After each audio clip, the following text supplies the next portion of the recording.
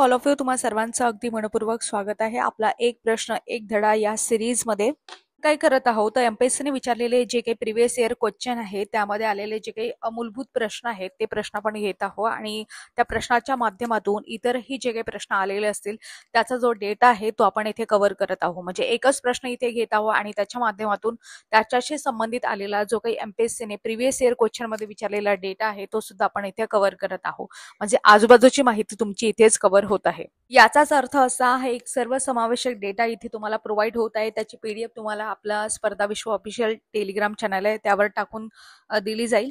आणि हा जो डेटा आहे तो सर्व स्पर्धा परीक्षांसाठी उपयुक्त असा डेटा आहे. कारण तुम्ही कंबाईन एक्झाम द्या, ग्रुप बी द्या, ग्रुप सी द्या किंवा सरळ सेवा एक्झाम द्या, त्या मग टीसीएस घेऊ किंवा आयबीपीएस घेऊ, त्या सर्व स्पर्धा परीक्षांसाठी आणि एक जनरल नॉलेजसाठी तुम्हाला हा डेटा अत्यंत उपयुक्त ठरणार आहे. याच्या ज्या पीडीएफ आहे जसं मी तुम्हाला सांगितलं स्पर्धा विश्व ऑफिशियल हे आपलं टेलिग्राम चॅनल आहे, तिथे तुम्हाला मिळून जातील. या आधीच्या सुद्धा पीडीएफ वगैरे आहेत किंवा जाहिराती आहेत त्याच्या नोटिफिकेशनसाठी.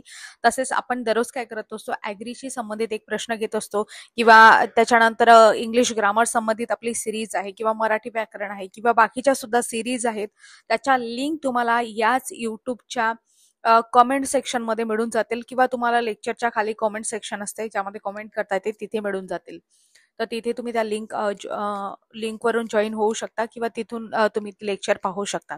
आणि महत्वाची गोष्ट, युट्यूब आहे आपल्या साहित्य व्ह्यूवर, यामध्ये पोस्ट या सेक्शन मध्ये म्हणजे कम्युनिटीमध्ये तुम्ही दररोज नवनवीन परीक्षाभिमुख प्रश्नांचा सराव करू शकता. तिथे सुद्धा आपण स्पष्टीकरण दिलेले असते, तिथे सुद्धा तुम्ही प्रश्न पाहू शकता. तर अशा प्रकारे ही ऍडिशनल माहिती सांगितली या चॅनल बद्दल. चला तर मग आजचा वेळ न गमावता आजच्या आपल्या सिरीजला म्हणजे आजच्या आपल्या प्रश्नाला सुरुवात करूया. जास्तीत जास्त 5 ते 10 मिनिटांमध्ये आपण प्रत्येक जो काही टॉपिक आहे तो कव्हर करण्याचा प्रयत्न करत असतो. आजचा आपला मुद्दा काय आहे तर आरएनए आहे. आता परीक्षेमध्ये बऱ्याच वेळा आरएनए आणि डीएनए यावर प्रश्न पडत असतात.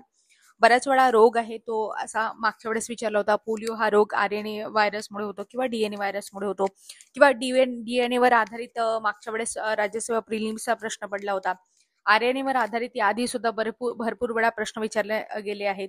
कारण एक बेसिक स्ट्रक्चर आहे आपल्या सेलमध्ये. आपण बघतो की आरएनए आणि डीएनए जे अत्यंत महत्वपूर्ण घटक आहेत आणि आपल्या जीवनाचा अत्यंत महत्वपूर्ण भाग आहे त्यावर आपल्याला माहिती असणं गरजेचं आहे.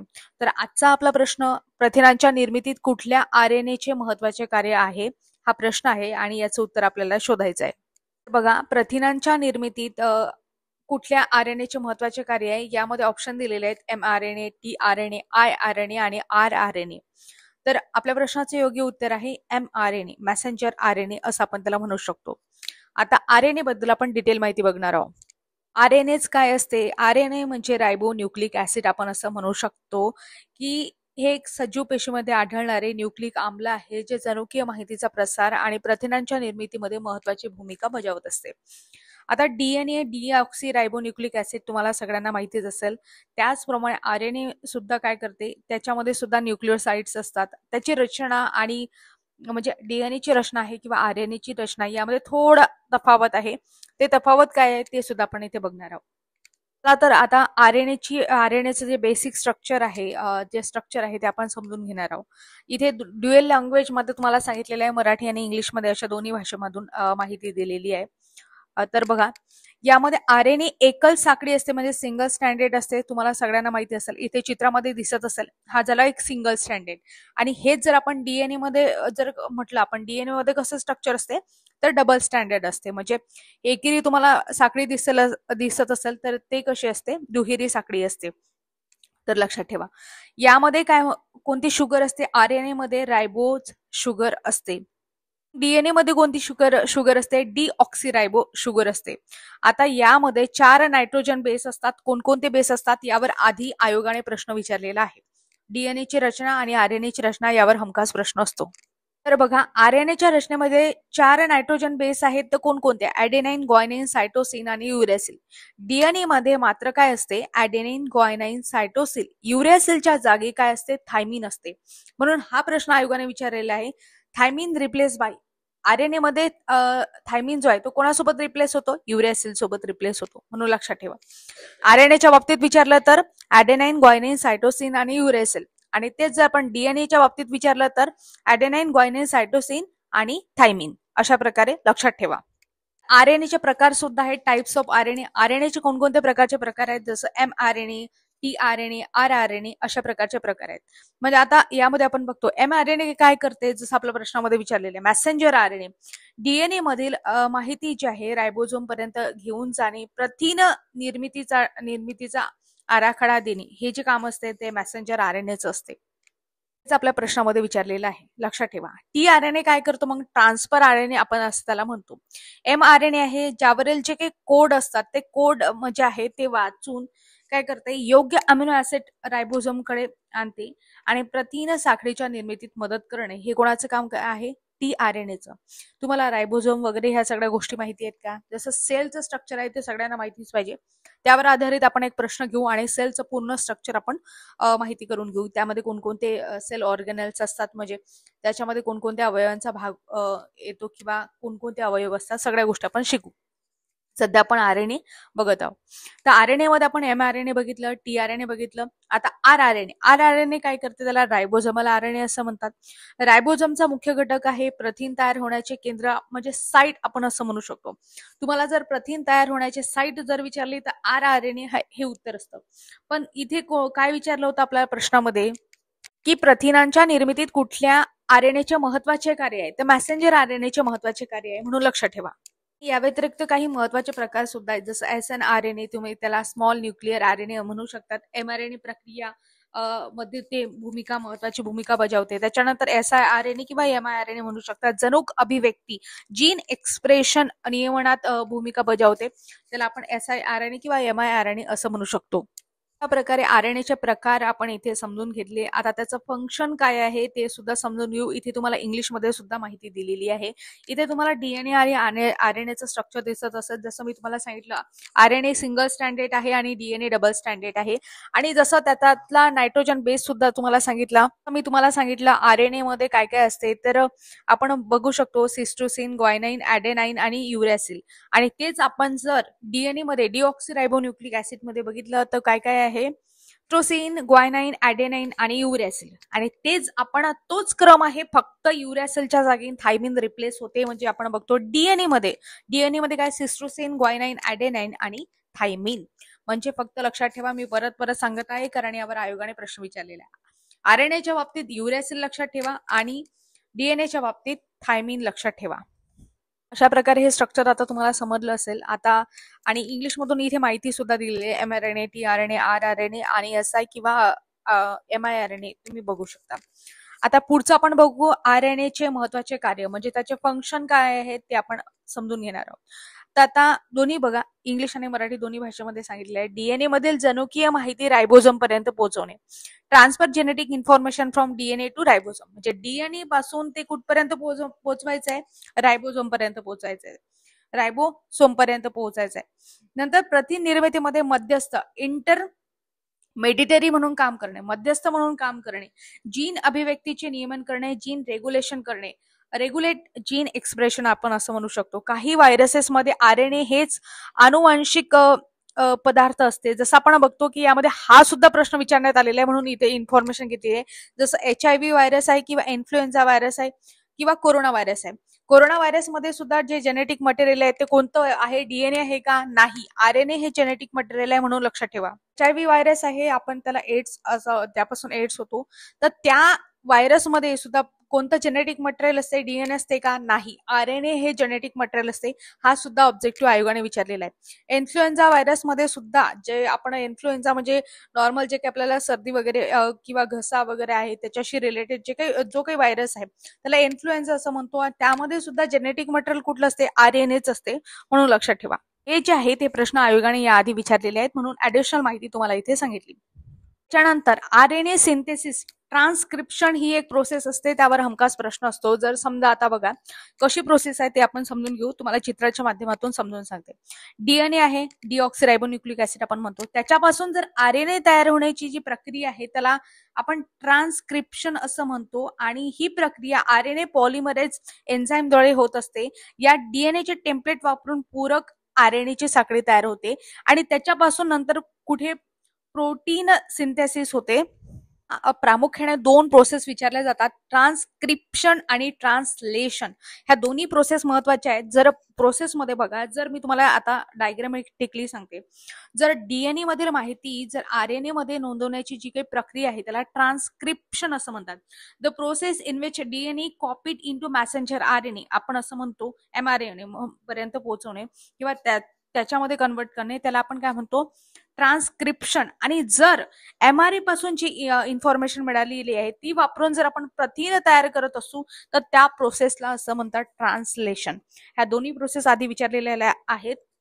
The process in which mRNA decoded to form a protein, म्हणजे तुम्ही त्याला पॉलिपेप्टाइड चेन, प्रोटीन म्हणजेच काय होते, पॉलिपेप्टाइड चेन होते, म्हणून लक्षात ठेवा. म्हणजे समजलं काय, साध्या सोप्या भाषेमध्ये लक्षात ठेवा.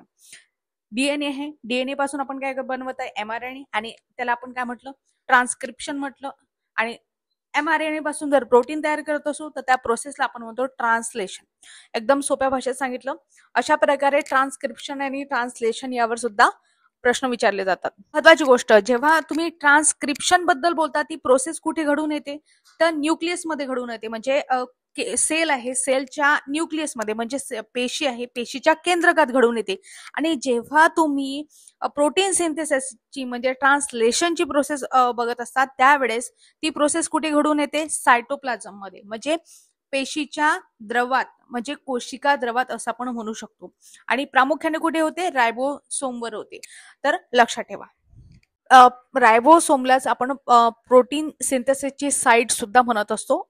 ही सुद्धा एक ऍडिशनल गोष्ट आहे, ती पण लक्षात ठेवा. तर तिथे डायग्राम आहे आरएनए डीएनए ची, जसं मी तुम्हाला आधी एक्सप्लेन केलं त्याच पद्धतीने. RNA single standard, DNA double standard. याच्यामध्ये जर विचार केला तर बेस मी तुम्हाला सांगितलेलं आहे, आरएनए मध्ये ॲडेनाइन, युरॅसिल, सायटोसिन, ग्वायनाइन, आणि डीएनए मध्ये मी तुम्हाला सांगितलं युरॅसिल जे आहे ते रिप्लेस होते थायमिन सोबत, म्हणजे ॲडेनाइन, थायमिन, सायटोसिन आणि ग्वायनिन अशा प्रकारे तुम्ही म्हणू शकता. आणि सिंगल स्टँडर्ड आहे, हा डबल स्टँडर्ड आहे. बस हे जे आहे ते बेसिक गोष्टी आहेत ज्या तुम्हाला माहिती पाहिजे. आणि शुगरच्या बाबतीत आरएनए मध्ये रायबोन्यूक्लिक जे आहे रायबो शुगर असते आणि याच्यामध्ये डिऑक्सिरायबो शुगर असते. हे दोन फरक आहेत आणखी, ते पण लक्षात ठेवा. ही डिटेलपणे जर तुम्हाला आरएनए आणि डीएनए यामधला फरक समजून घ्यायचा असेल तर तो सुद्धा आपण घेतलेला आहे. डीएनए म्हणजे बघा डिऑक्सिरायबोन्यूक्लिक ऍसिड, तर आरएनए म्हणजे रायबोन्यूक्लिक ऍसिड. डीएनए साधारणपणे दुहेरी साखळी असते आणि त्याला डबल हेलिक्स स्ट्रक्चर असं आपण म्हणतो. आरएनए मात्र सिंगल स्टँडर्ड असते, म्हणजे त्याला एकेरी साखळी असते. साखरेचा प्रकार डीएनए मध्ये रायबो शुगर असते आणि त्याच्यामध्ये एक ऑक्सिजन कमी असतो. यावर सुद्धा आयोगाने प्रश्न विचारलेला आहे. कशामध्ये, डिऑक्सी म्हणजे त्यातला एक ऑक्सिजन कमी. ओके. आणि आरएनए मध्ये रायबो शुगर असते ज्यामध्ये डीएनए पेक्षा एक ऑक्सिजन जास्त असतो. हा सुद्धा मूलभूत फरक आहे, म्हणून लक्षात ठेवा. नायट्रोजनचा बेस आपण बघितला डीएनए मध्ये आणि आरएनए मध्ये, दोन्ही सुद्धा ॲडेनाइन, ग्वायनाइन आणि सायटोसिन हे बेस असतात. फक्त डीएनए मध्ये मी पुन्हा पुन्हा सांगत आहे, थायमिनच्या जागी काय होते, आरएनए रिप्लेस होते. आरएनए मध्ये युरॅसिल असते, डीएनए मध्ये थायमिन, आरएनए मध्ये युरॅसिल असते, जो थायमिनच्या जागी काम करतो. कार्य कोणतं आहे, डीएनएचे कार्य, मुख्य कार्य आहे की आनुवंशिक माहिती साठवणे आणि पुढच्या पिढीपर्यंत ते हस्तांतरित करणे, असं डीएनएचं कार्य. आरएनएचं कार्य काय आहे, प्रथिन संश्लेषण करणे, प्रोटीन सिंथेसिस करणे. प्रामुख्याने कुठे होते, मी तुम्हाला सांगितलं रायबोसोमवर होते. आनुवंशिक संदेश वाहून नेणे आणि काही विषाणूमध्ये आनुवंशिक मटेरियल म्हणून सुद्धा काम करते. कोणकोणते विषाणू सांगितलं, जसं HIV सांगितलं होतं, इन्फ्लुएन्झा सांगितलं होतं, कोरोना व्हायरस आहे. त्यामध्ये जेनेटिक मटेरियल, जसं आपल्या मानवी शरीरामध्ये डीएनए जेनेटिक मटेरियल किंवा हेरिडिटी ट्रान्सफरसाठी ओळखलं जाते, तसं जे काही व्हायरसेस आहेत त्यामध्ये आरएनए हे हेरिडिटी मटेरियल ओळखलं जाते. जसं एक्झाम्पल मी तुम्हाला सांगितलं, लक्षात ठेवा, कारण आयोगाने प्रश्न विचारलेला आहे HIV, इन्फ्लुएन्झा आणि कोरोना व्हायरस. ठीक आहे. त्याच्यानंतर आणखी महत्वाची गोष्ट की यामध्ये पेशीतील स्थान, आता पेशीमध्ये कशा प्रकारचं स्थान असते ते सुद्धा आपण बघणार आहोत. युकॅरियोटिक सेल आहे, आपल्याला माहिती आहे 2 प्रकार आहेत, युकॅरियोटिक आणि प्रोकॅरियोटिक. प्रामुख्याने युकॅरियोटिक पेशीमध्ये डीएनए मुख्यतः केंद्रकात म्हणजे न्यूक्लियस मध्ये असते, तर थोडे प्रमाण मायटोकॉन्ड्रियामध्ये सुद्धा असते. तर आरएनएचे जे स्थान आहे ते सायटोप्लाझम मध्ये असते किंवा रायबोसोम्सवर असते. आणि अशा प्रकारे माहिती लक्षात ठेवा. डीएनए रासायनिक दृष्ट्या जास्त स्थिर असते कारण ते दुहेरी साखळीचं आहे आणि त्यामुळेच ते डॉमिनेंट ठरते. त्याला आपण डिऑक्सिरायबो शुगर असते, हे तर आपण बघितलंच. तर आरएनए मात्र कमी स्थिर असते आणि लवकर तुटते, एकेरी साखळीचे असल्यामुळे आणि रायबोज युक्त आहे. म्हणून लक्षात ठेवा. आयुष्यकाळ कोणाचं जास्त असणार आहे? मग साधारण गोष्ट आहे, डीएनएचं आयुष्यकाळ आहे ते दीर्घकाळ टिकणारं असणार आहे. आयुष्यभर ते पेशीमध्ये टिकून राहते. आरएनए मात्र अल्पकाळ टिकणारे असते. त्याचे कार्य पूर्ण झाल्यावर ते लवकर विघटित होते. अशा प्रकारे डीएनए आणि आरएनए मधला फरक आपण इथे समजून घेतला. प्रश्नाच्या माध्यमातून तुम्हाला आधी आलेले जे काही प्रश्न आहेत ते पूर्ण प्रश्न कव्हर होतील अशा प्रकारे मी तुम्हाला शाश्वती देते. हा चॅप्टर तुम्ही उघडून बघा, यावर आधारित जे काही प्रश्न आहेत ते पूर्ण प्रश्न तुमचे कव्हर झालेले असतील.